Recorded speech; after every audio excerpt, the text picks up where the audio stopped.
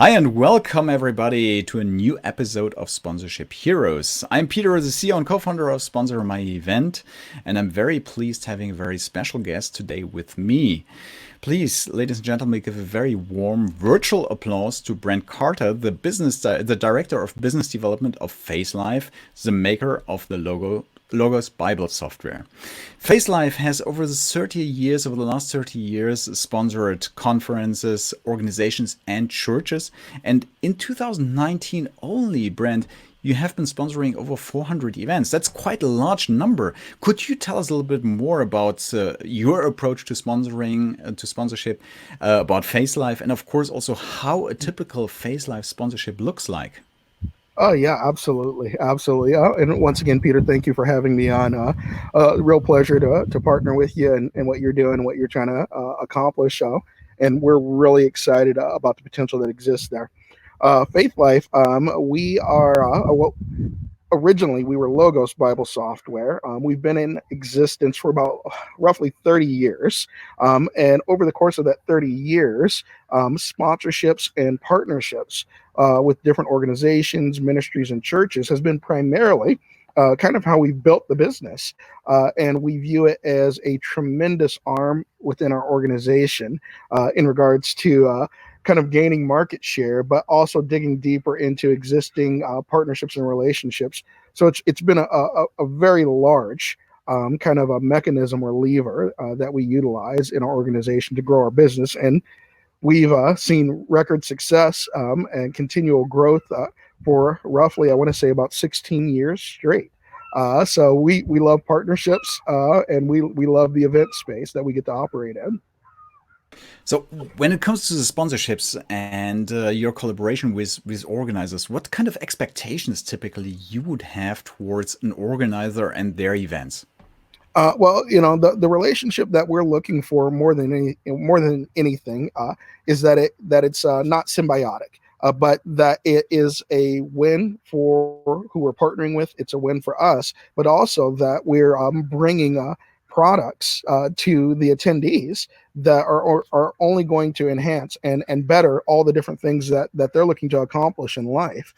So our number one goal in regards to partnerships and sponsorships is just the betterment for the event, for the partnership, and anyone and everyone that's involved. Um, Initiating those partnerships, we've tried to keep it simple. Pretty much for 30 years, that's our rule. It's simple and it's uncomplicated, and that it's a conversation because we understand that every conference, every partnership and relationship are different. So our goal is never to just make it one size fits all because one size does not fit all in the conference space. So when it comes to initiating those partnerships, I mean, for the most part, it's the best way I explain it is it's a handshake and a conversation, and then for us to try to see if both in regards to mission and what they're trying to accomplish through their conference that we can enhance that, and that way it's a true partnership. Okay, that's absolutely exciting. When it comes now to the sponsorship itself, as far as I understand, and also seen from the collaboration we had in the past, you're looking really to engage also with the people, isn't it? So it's not only that you want to have a presence, but you want to be kind of part of the event, isn't it? Oh yeah, absolutely, absolutely. And I think it's kind of part of the danger when it comes to partnerships. If if you have the mindset that just build it and they will come, or or as we like to say, just show up and they will come. Because at least for us, we know that it doesn't work well that way. That there has to be a heightened level of engagement in order for it to be mutually beneficial for us and for the ministry. Nobody wants us to come and simply stand around and hope that people get it, or hope that they understand what we're trying to accomplish and what we've learned. And thankfully, this is kind of the way that we've always done it is engagement. By engaging who we're partnering with and engaging the attendees is our number one goal. Makes total sense for me, and I love also the idea really of bringing this engaging component also. Now, when we speak about sponsorship, we very often we speak also about that the sponsor should bring an added value to an event. So, what is the added value that you, as Faithlife, as logos, that you would bring to an event? One thing that we've learned that consistently that we bring to an event when we partner with them, one, because of our brand awareness, it automatically can add a certain amount of credibility in regards to the expectation of the attendees about who you're actually partnering with. Now, you're going to have differing degrees, right, of differing partners, and sometimes, and as a conference coordinator or organizer, that I think you would really want to be careful of as you're trying to address the spectrum of sponsorships, is realizing that sometimes if you're just viewing, hey, how many sponsors can I get in here, and not really paying attention to the brand awareness that they're bringing with them, one, you're going to be missing out on something potentially, or two, you can be saying something that you're not really wanting to say about who you're partnering with. And one of the added values that we bring is, for one, we've been around a very, very long time as a software company. We've expanded what we do to where we're very well known within our space, and we're very well known not simply just due to the sheer size of who we are, but for what we're known to do, what we like to do in regards to partnerships, and yes, the products that we actually bring to both individuals and churches and other organizations. We're very well thought of and very well spoken of.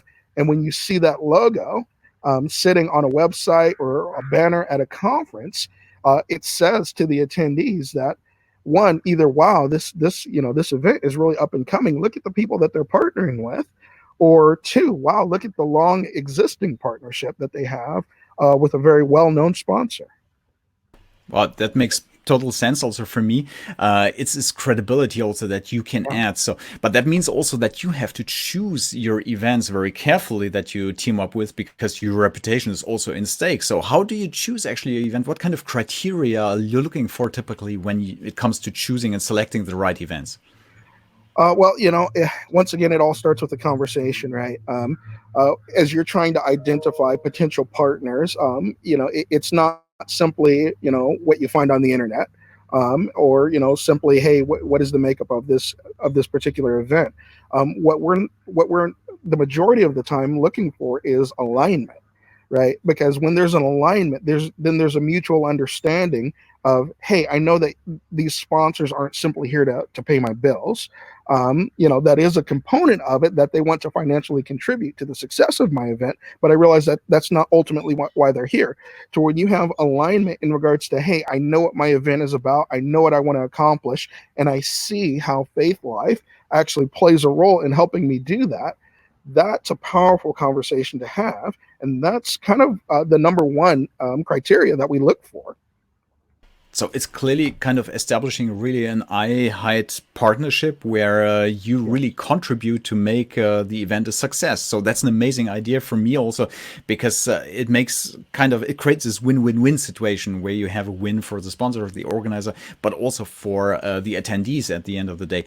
Now, when it comes to the organizer itself, what would you expect that the organizer comes up with? What kind of ideas should the organizer come up to you to really make you feel surprised, and so that you can say, wow, that's really an idea that I love and I would like to get involved into this? Is there anything in particular or any ideas overall where you would say this is it? For me, when it comes to, when an organizer first initiates, especially when they initiate the conversation, what always makes me surprised is if they're actually willing to dream a little bit about what the sponsorship can look like according to who they're trying to partner with.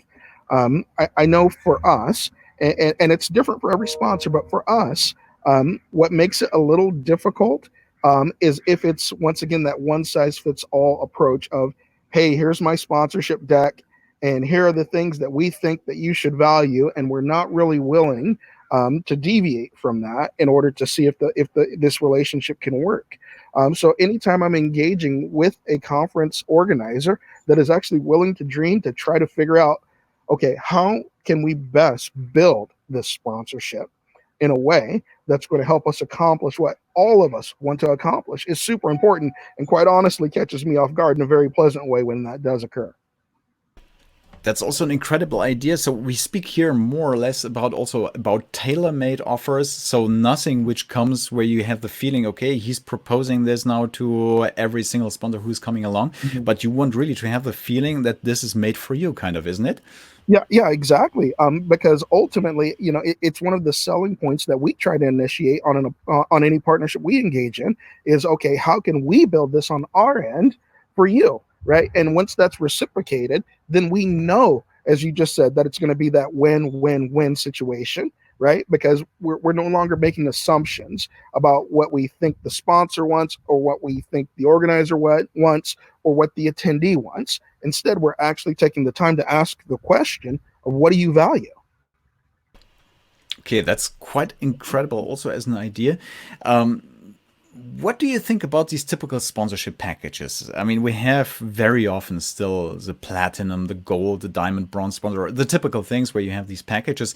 And I know that in the sponsorship industry itself, there is a long discussion about whether packages make sense or whether they don't make sense at all. What is your opinion about packages when someone is coming up with it? Do you like them? Don't you like them? What would you prefer to have? We spoke already about customization, but Mhm, still, somehow there needs to be a starting point for the discussion. mhm. And what do you think about these sponsorship packages overall? Well, I don't think they're going away anytime soon. But honestly, when I do see a sponsorship package, it does tell me a number of things about the event. One, it's going to tell me about how well established is this event, right? And two, how realistic is the event organizer? How realistically are they actually viewing their event in regards to the history of the event or even the lack of history of the event? Because when you see the numbers that go along with the platinum and the diamond and the gold and the bronze sponsorships, it also or at least it says to sponsors, okay, one, either this is a really good event and they're basing it off of kind of a history that this event has, or the event organizer hasn't done, maybe possibly hasn't done their homework, and the event is very young, and they're mostly kind of basing their sponsorships just off of what everybody else is doing. And part of the danger of that is you can chase sponsors away before you even have a conversation. Okay, that makes also sense to me. So, roughly, when we speak about the pricing here, also, I suppose that you at Faithlife you have certain ideas for how much budget you would like to get into an event. But Mhm. as you say, also you have certain young or first-time event organizers who don't have this pedigree and the experience. Also, what difference does it make actually for you whether an event organizer is already seasoned or whether it's a total rookie? Actually, what is your approach to that? Also. Well, the approach for us, and the expectation is that every party is learning, right? Because once again, and I always reiterate this, even within our organization, that no one conference is the same as another. So even if you've been putting on an event for 20 years, year 21 can look totally different because people change, right? So when I'm engaging in a conversation, maybe with someone that is new to the event space and they're new to having conversations with sponsors, one of the things that I like to do is be totally transparent about, hey, this is why I'm asking these questions, and this is actually what I'm looking for.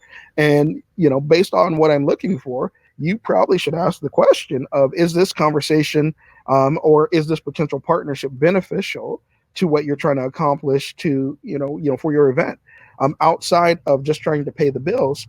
Is this actually a conversation that we could happen, that we should be having?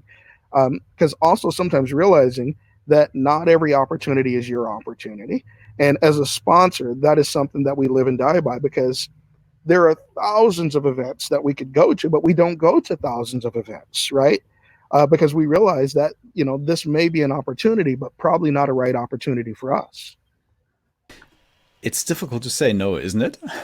Oh, it is, and I wish I could tell. I wish I could say that we get it right every time, but we don't, right? But I think what's beneficial in those situations when we don't is having the type of relationship between both the conference organizer and the sponsor, of being able to say, hey, initially we thought that this is what it was going to look like, and this is how it actually looked like. And sometimes by having that conversation, we can actually continue the relationship because we know how to better serve one another that during the next year. Or sometimes we say, wow, that really didn't work too well. We love you guys, but we think that maybe partnership should look different than just a conference sponsorship. And within our organization, we have the ability to do that. To where the next time maybe it isn't a conference sponsorship, maybe it's something that's more driven by a marketing relationship, or whatever. But being able to have those conversations is super important. Are you typically also working on a longer basis, so long term with certain event organizers, or is it typically only that you say we do it once and then not a second time, or do you have already certain conferences or events that you're working with for a couple of years already eventually? We've got some partnerships that are very well seasoned. I'll say it that way in regards to years. But of course, when it comes to new relationships, they hold a tremendous value for us as well. Because those new partnerships, it's new business, right? And it's hopefully exposing us to a demographic to where maybe we don't have a lot of reach, and we're trying to actually improve that reach in regards to specific demographics. So yes, our goal is always to have a long-term relationship with anybody that we engage with, but that will never slow or negate us in regards to seeking and searching out for new partnerships. Okay, that's amazing. I love these ideas also. Um, Now, when it comes to certain event organizers, I see very often that sponsors they are looking really for the social media presence. So how many followers there has an event organizer has, how many people on Facebook, how many people on well, eventually LinkedIn or other sources. So how much importance do you bring to this factor also when it comes to event organizers? Oh, it's very important, right? Because once again, speaking to reach that an individual or a conference has, it helps to paint a really accurate picture for the sponsor about, okay, what is the scope of this relationship? What is the potential of this relationship? When you look and you see that somebody has 14,000 followers on Twitter, and 1,200 contacts, and people in their network and on Facebook or any other social media resource, then it lets us know kind of a little bit what we're potentially getting into. Because I know one thing that sponsors do pay a lot of attention to when it comes to an event is what is the projected attendance of that event. Because I'm not sure if organizers realize this, but corporations the size of Faithlife, we're sending people all over the world to participate in these events, and knowing that we're not sending someone to a room of 10 people when we were under the impression that there were supposed to be 1,000 people, is huge in regards to us protecting our bottom line, because we're taking having to financially account for not just the event fee for the sponsorship, but travel costs, salaries, all those different things. So we're looking at what is the scope of this relationship, so that way we know what we're investing in financially. Makes also sense for me. It brings me a little bit to the point about honesty. I try always to explain to my event organizers that they have to be brutally honest about the facts about their event, and especially when it comes to demographics, because you cannot pretend having 300 people and at the end, just as you said, you are going to sit there with 10 people. You have been sending half around the world, someone from Faithlife, so that simply doesn't work out. But there might be a certain problem when it comes to demographics, especially for first-time event organizers. How can they assess exactly what kind of people are going to come, and especially also what kind of demographics are you looking for? So, what are the typical main criteria that you would research and that you would want to have in a sponsorship pitch deck? Well, the first thing that I would say to a new event is be careful of being overly optimistic. Not saying to not be optimistic, but just be careful, because you're investing a lot to put on these conferences and events, and because of just kind of the weight of that investment, both emotionally, physically, mentally, every aspect. Sometimes it can cause an organizer to probably see more than what's really there, because they have to realize that if you get a solid 150 people to your event, that's not bad. That's okay. That's good. Especially if you're, just like you said, being brutally honest with your sponsors about, hey, I would love to see 300 people show up to this, but quite honestly, it's our first year, so we're more realistically hoping for 150. And what that does is that helps to give the sponsors a realistic expectation of what can possibly be produced or gained in that relationship.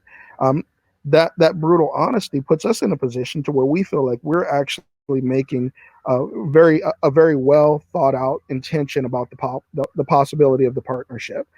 So that way we're not saying, well, wow, we thought there were going to be 300 people here and there were actually 25, and we didn't do things right on our end to help manage the expectation, because we never want to have the awkward conversation of, hey, you kind of said it was this and it actually turned out to be that.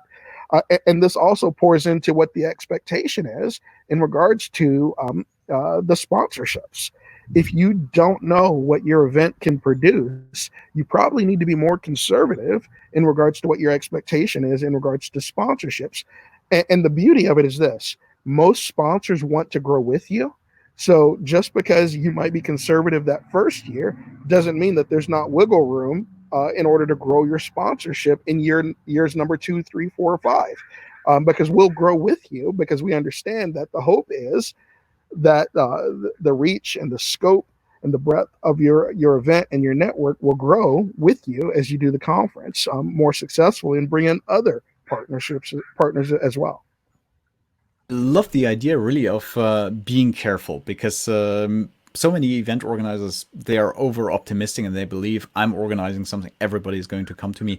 But when we speak about virtual events, don't you feel that this will make it more difficult eventually for event organizers to assess and to anticipate how many people will come?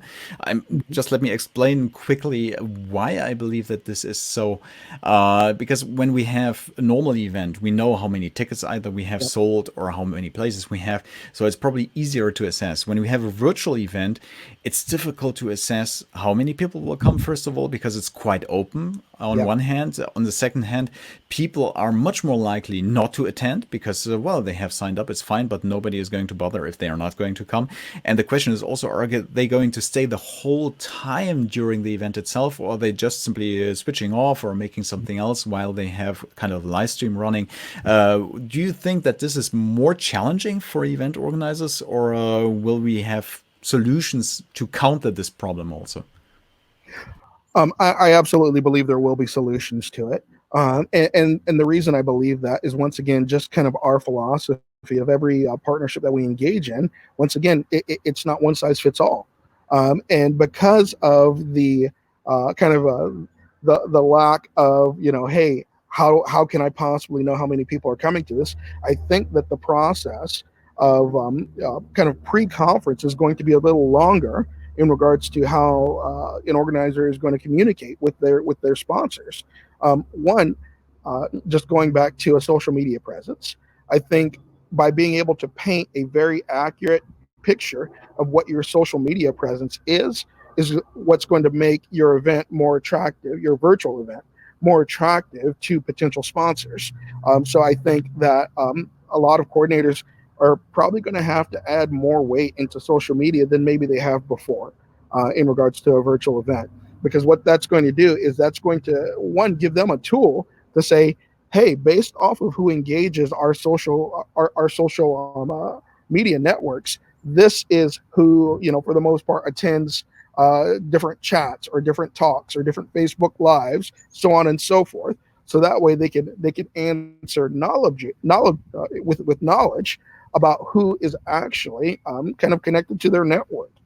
In regards to how many likes their Facebook page has, how many followers they have for any particular aspect of what they're doing, I think will help to paint a picture to a sponsor about what they're potentially getting into. And then also, being creative financially in regards to what your expectation is with sponsors. I know with typically with existing partners, we do rev share for certain situations when we're not necessarily sure what it's going to look like. So it makes less sense to invest large sums of money up front instead of saying, hey, let's just be vested in each other's success. So that way they're really pushing hard and we're pushing really hard. So that way we can get a great return at the end of this. And if for whatever reason it doesn't look like that after that event, well, then let's go back to the drawing board in regards to that. So I think there are answers. I just think that both sides of this have to be willing to have a conversation about how to actually accomplish that. And then, of course, there's there's simply going to be trial and error, and I think that's just part of the event space. Is there's trial and error in regards to really trying to hone in and see what works for everybody. I like the idea actually that you or the advice that you give to organizers really to take care of their social followership to build this up because it's really crucial and it becomes more and more crucial, of course, in the Yeah. future. But also your idea really to work together on the revenue sharing and to helping the organizer just simply to build something.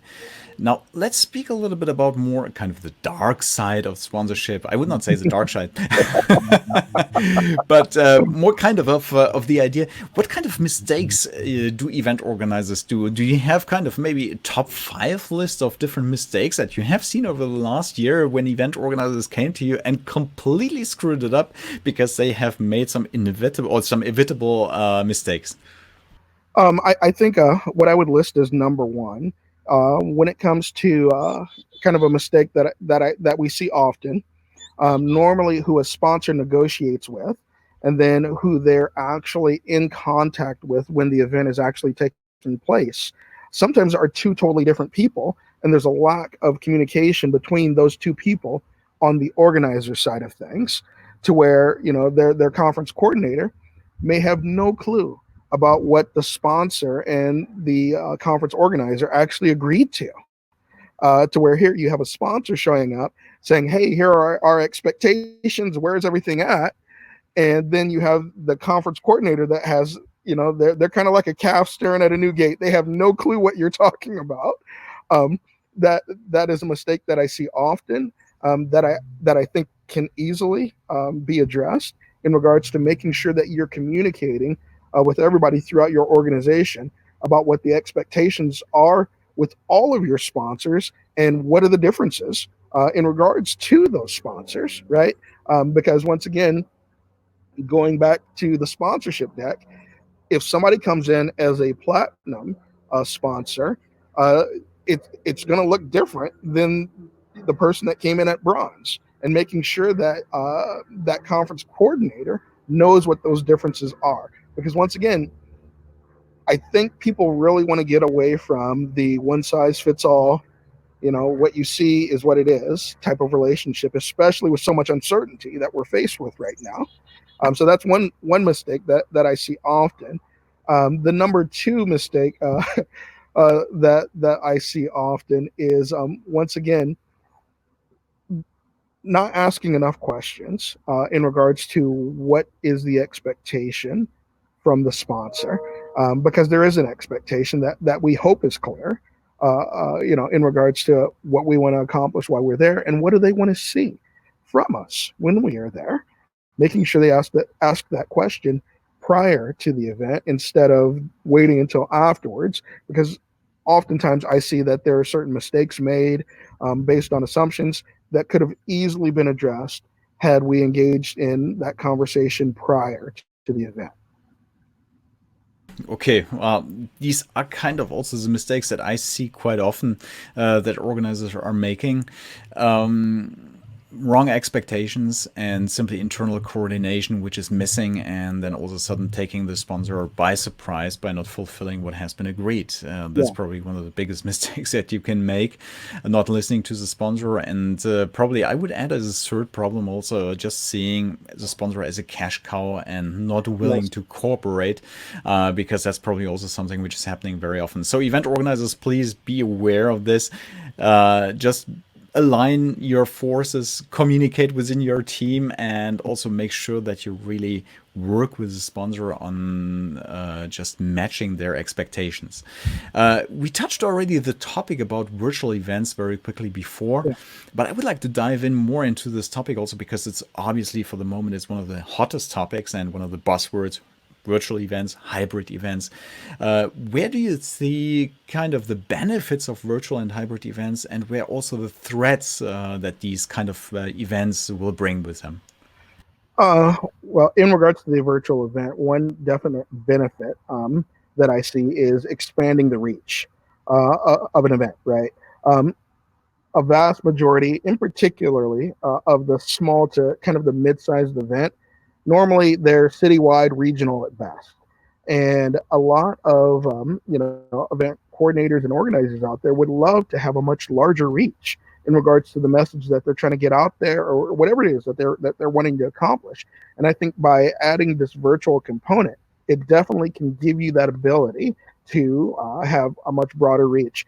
I was talking with a colleague, and he did a virtual event, and he said, Brent, normally, and he was really honest with me. He said, normally I get 25 people to show up to this. And he said, I did my virtual event, and there were over 192 people that actually were engaged in this virtual event. He said, quite honestly, I don't think I would have seen that growth as soon as I did, just doing it physically the way that we've always tried to do it. Now, to speak to the hybrid event, I think one, you really need to take into consideration making sure that you have the appropriate technology to do it well. Um, I think as different organizations and, in our case, ministries and churches that want to engage in these things, you have to make sure that you could actually support it and support it well. Especially when you're making it a gated virtual event to where there's registration and there's cost. People want to go into that virtual or that hybrid event and feel as if, wow, you've really invested in making sure that this is going to be a great experience for us. So I guess now I'm kind of more so probably speaking to the danger of it, of everybody just saying, hey, I'm going to run out there and do it without really putting into place a great business model about what they're trying to accomplish and how they're going to go about doing it, and then making sure that they can actually support it both with technology and people that have the know-how for them to do it well. I love these ideas, and it shows really also the experience that you have really with dealing with event organizers and sponsors. An interesting question that comes to my mind now: do you think that virtual events, when it comes to sponsorship, that they're worth less or the same or even more than normal events? The way I'll answer that is not with more or less, but different. um, One, because for just speaking as a sponsor, an organization, a company that operates as a sponsor, we don't necessarily know what it's going to do. So we want to really control how we invest in that, because every sponsor that engages, whether it's in a live event or a virtual event, the thing that we do not want to do is lose our shirt financially, right? So I think we need to, one, have a different perspective on what exactly it can do and what exactly are we actually looking to accomplish to it. Um, you know, Sponsors, when they're engaging in a sponsorship, they're typically either wanting to gain brand awareness, right, or they're trying to gain brand awareness and earn immediate revenue. With those two different things, what I may be willing to invest financially up front is going to look different according to the situation or the scenario. When it comes to immediate revenue, there may be certain virtual events, just based on how they're structured, to where I would be more willing to do a higher sponsorship compared to other virtual events and how they're structured, saying, okay, well, this may be more just about brand awareness. So we need to more so view it from a purely marketing viewpoint in regards to what we're trying to produce from this, instead of how much immediate revenue can we derive from this. Okay, that's amazing as well.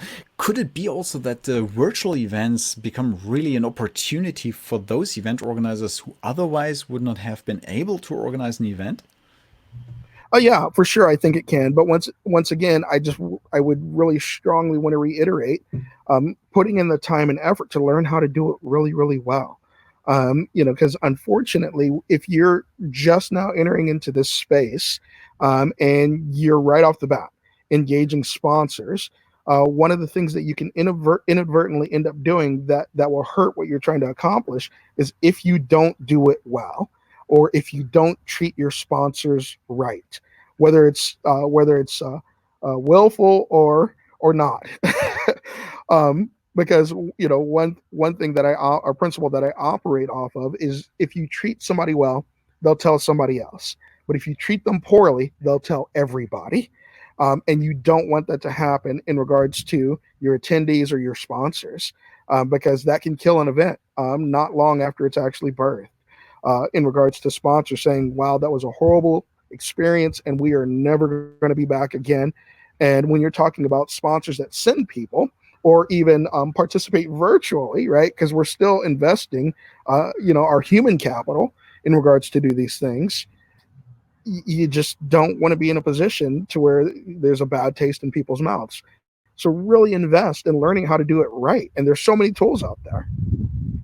So basically, the technology might change, but the basics and fundamentals of sponsorship and good behavior, best practices, they will not change. So that will remain always the same. Always. Let's try to look in our crystal ball and let's try to see what the future might bring. What is your opinion? What do you think how the event industry, both for sponsors but also for organizers, will change now over the next few years after this whole shakeup, which is kind of also maybe an opportunity to realign certain things? What do you think will be the main things that will change now over the next months and eventually years also?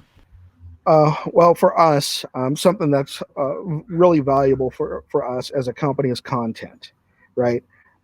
With most, well, I guess I should say with the way and the methods that we've done events and conferences for the past few years, it was, hey, let's find somebody that everybody wants to listen to, and let's bring them in, and then people will come. But with a virtual event, I think people will still have that approach somewhat, but I think the more a event organizer can find ways to add content, because I think people are going to really need to see what is the added value for me doing it this way. Because I mean, until our current context changes of people actually being able to physically go again, one of the things that we're consistently hearing is how it's just not the same, and it's not. But I think one of the things that conference coordinators should really take a look into, and actually really start to seek out, are partnerships in regards to content with whatever their message is. What content can they add into this virtual event that's going to really bring value to it for the attendee and for the sponsor? By also engaging sponsors and being creative in regards to what you want from sponsors, right?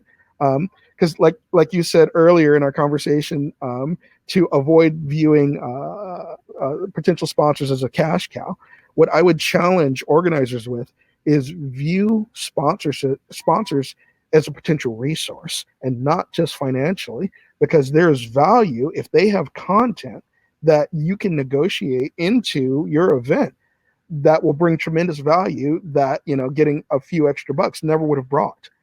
um, with our crystal ball, it's a little hazy for me right now. I was talking with a colleague at our organization about, even when things open up, people may still have trepidation about wanting to be in a room with a few hundred or a few thousand people.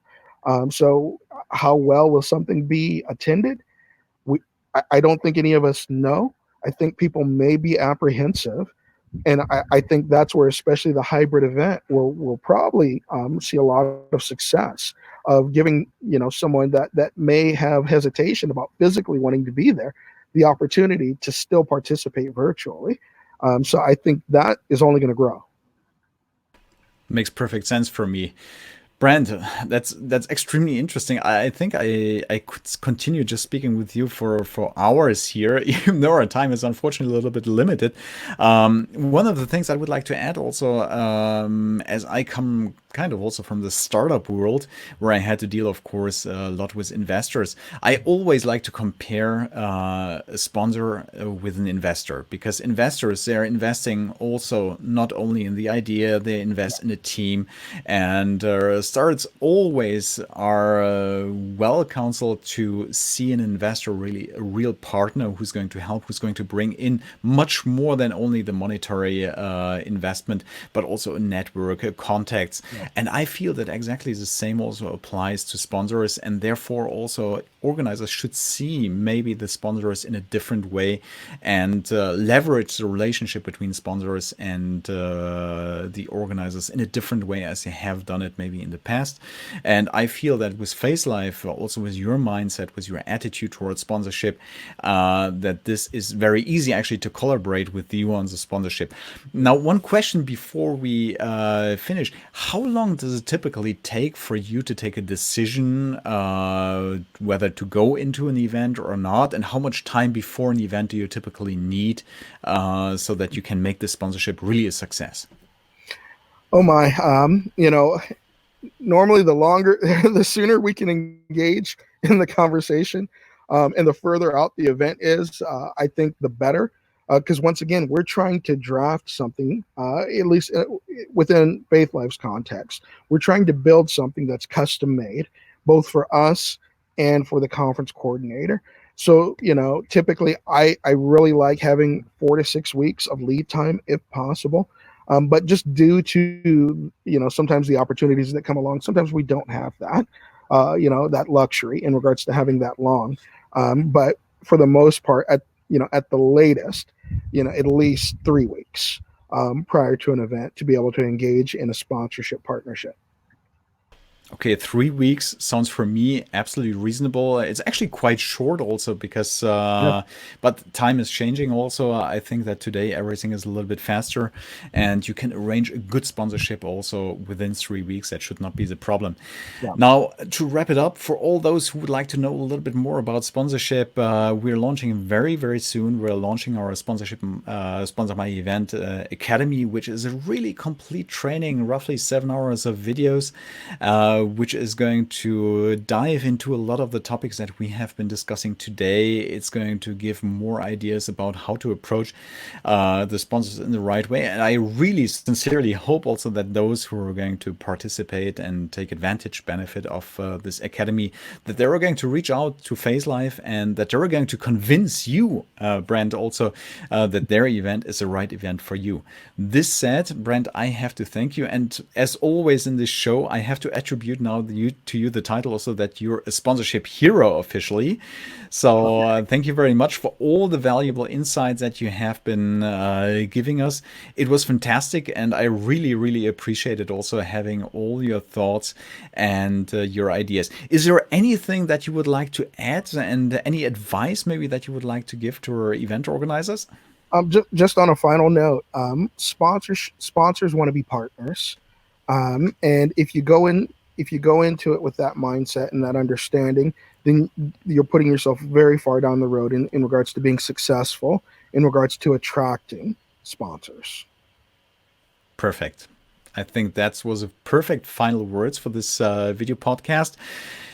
Well, I have to thank you, Brent, and I have also to thank you, the audience, for watching. And it was a pleasure for me. I learned myself again a lot, tons of things from your amazing insights, and for all those who liked it. So please don't forget to subscribe to our channel so that you will be kept updated about upcoming videos.